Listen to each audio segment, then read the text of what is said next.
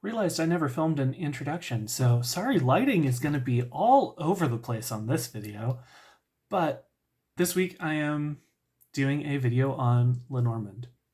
Specifically, doing a Grand Tableau reading for myself and sharing the very basics of how to read a Grand Tableau reading. I already said that in the body of the video. So without further ado, roll the intro. I learned how to read Lenormand from two sources primarily. The first is my teacher, Katrina, who I took a tarot class with, and then every so often she did other classes on other divinatory systems, one of which was Lenormand. And I bought the complete Lenormand Oracle Handbook to continue reading more and learning more about it.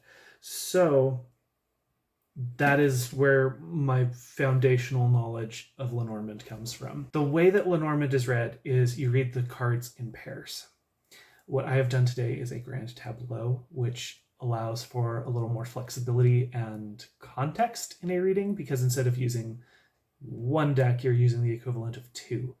And so instead of just pairing the cards from a single deck with each other in your reading, particularly using a mat like this where they are all structured in the same pattern, and then the ones that you flip up being in a randomized pattern, I've learned that they give a better, I shouldn't say better, they give a more structured reading. First step is always to find your signifier card, which for me would be the Gentleman. And you read it in a grid. So wherever you are, if you are a woman, probably the lady card. If you're reading for a child, probably the child. Non-binary, or just even if you aren't non-binary, if another card fits you better for that particular reading, use that as your signifier. It's traditionally not particularly friendly to non-binary or someone who's not part of the strict male-female dichotomy, but it is easy to work around that. So in my case, it's the Gentleman. So you'll see, if we look at the picture, a lot of stuff to the left, which would be the past, and a lot of stuff above, which is like goals, hopes, desires, and then down below are the foundational things, like what brought up to it. In a straight vertical line above and below the Gentleman, in this case, would be the current situation, and what is to the right is the future. So let's start reading. So Gentleman is paired with mice. So that typically would indicate that something is eating at you. In this case, yes, there's a lot of things eating at me. I am currently full-time caregiver to my father, while also working part-time to bring money in, while also doing my best to build a YouTube channel. So I have a lot of things, excuse me, a lot of things eating at me at the moment. A lot of worries, a lot of stress. So to the past, immediately to the past, we have the Clover and Crossroads. So that would be a choice of good fortune. The Ring and a Mountain. So mountain are challenges, something that needs to be overcome, climbed. And the Ring, well, that's commitment, marriage. That was a huge challenge for me. I am since divorced, so that makes sense to be something affecting my current situation. The Stork and the Garden. Garden is, let me consult my notes because it's been a while and I am tired. I have been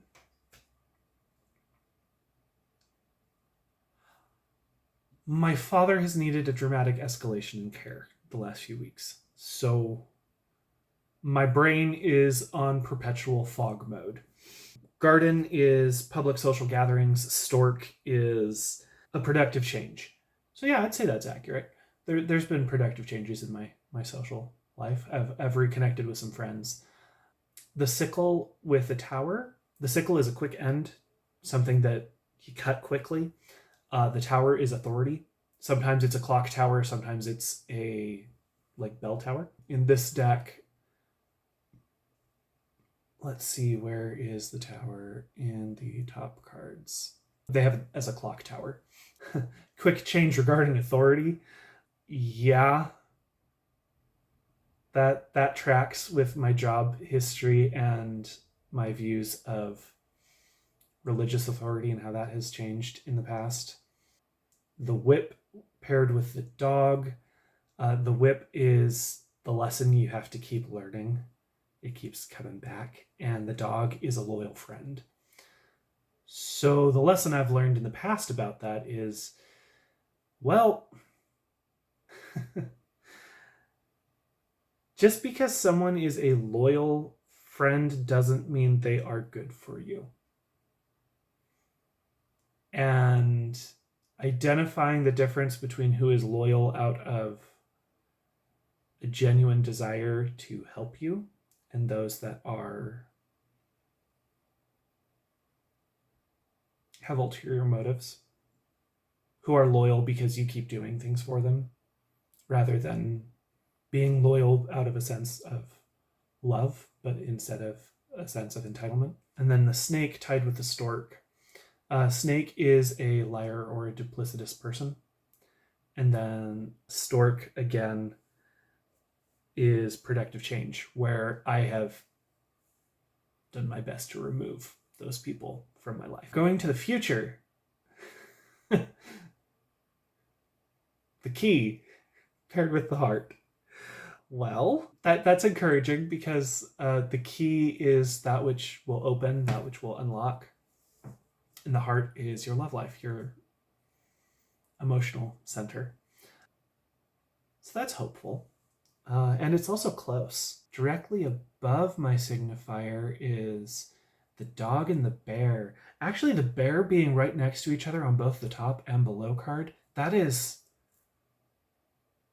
Okay, that really ties that concept together. So this is part of how you're reading the relationships between cards and what's close to each other. Stars are hope. The bear is power. It's your power. So my power is in my hope, but then my power is also tied to my loyal friends. Don't do things alone. That's definitely something that I've needed reminded of recently. It's also interesting that directly next to the dog and the bear is the cross and the fox. So fox is cunning. That could be good or bad, depending on what its connection with. The cross is the burden you bear, or the burden you bear. The fox is cunning or intellect, and it is in the past but above, so that's a past hope. So that's interesting that that's paired right next to the bear. And then foundational principles, because you kind of read first in that 9 grid around yourself. Wow, the sun is on top of the sun. That's big. Like that's strong energy right there. Sun is masculine energy. It is energy and vitality. It is having them directly on top of each other. My vitality is integral to the current situation. Behind it is the lily, which is joy, with the anchor, that which grounds you. So my joy is what grounds me. That leads into my power. Yeah. As I have been letting go of my anger towards previous experiences, as I've been letting go of trauma, I've definitely been finding more joy in my life, and I've been stepping into my personal power, into my ability to accomplish things again. Paired just past the double sun is the locket and the moon. The locket is remembrance, that which you hold close to your heart, and the moon is emotions and intuition. So a reminder to trust my instincts in the future, in what's coming, that's going to be foundational to what's coming. And then in the next row above, wow, clouds is with clouds. Clouds are obscurity, things that are hidden from your sight. So the fact that they're paired with each other, I interpret as things are not being obscured from me, because the only thing that's being obscured is obscurity itself. Nothing, it's not paired with anything else, so it kind of nullifies itself. The child paired with the snake. So child is often either a literal child, or it can also be joy or childlike traits and qualities. The fact that it's paired with the snake in the current situation, I'm going to have to ponder on that, because I'm not sure who that might be referring to. I don't have very many children like directly in my life, so I think this is more of someone who is exhibiting childlike traits rather than a literal child. And then in the future, right next to that is the journal and the coffin. So coffin is endings and transitions, similar to the death card in tarot. And the journal, because again, I often mix up the journal and the letter, because they're both about writing, where the letter is a message being sent to someone. The journal is things you should remember. And wow, why am I not seeing it in my notes? Because I have notes that I was doing before, because there's a lot to go through. Typically, if I'm doing a Grand Tableau reading for someone, I am sitting with them for over an hour as we just bounce around the board looking at the connections between things. Wisdom and education. Oh, an end to an educational venture. Okay. Well, I mean, that's a lot of what I've been doing. I have had to learn a lot as part of caregiving. Not so much about the physical aspects of caregiving, because I've, from a very young age, been responsible for caregiving in one capacity or another.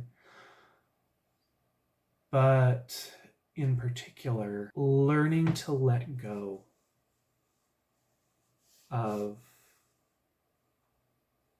past issues, letting go of past problems, and letting go of anger, because I still have a fair amount of anger regarding things in my past. But I figure most people do when they've gone through traumatic experiences like divorce, abuse, extreme health problems. That can lead to a lot of repressed emotion, particularly in men in the United States at this time, because we've been told we're supposed to be stoic, but not actually having been taught what stoicism is. Because how most American men, in my personal experience, view stoicism is, I just don't express what I'm feeling. But that's not what stoicism is. Stoicism is acknowledging there are things I can control and there are things that I can't control. So I'm not going to get worked up about the things I can't control. I'm going to focus my energy and my emotional rapport, my emotional impacts on the things I can actually do something about. And everything else I can just release, I can let go of. I don't need to worry about it because it's outside of my control. There's nothing I could do about it anyways. This video is starting to get pretty long, so I think I will call it there. Naturally, I'm going to keep doing more digging into this reading because there is a lot more. Yeah, I find it fascinating that this particular reading gave me so much about the past and the current situation. Clearly, I'm supposed to be reflecting at this time. Not just surviving, not just working day to day, but I need to look back and ponder and consider what has happened up to this point. And so Again, I know this is a super brief introduction to Lenormand. There is way more. I highly recommend this book. It is fabulous, both for explaining all of the individual cards and how they can be interpreted in a lot of different ways based off of how they're paired. It's written by Caitlin Matthews. It's published by Destiny Books, so not an ad, not a sponsorship, just a book I have found useful on the subject of Lenormand. And yeah, until next time, walk in the light, my friends.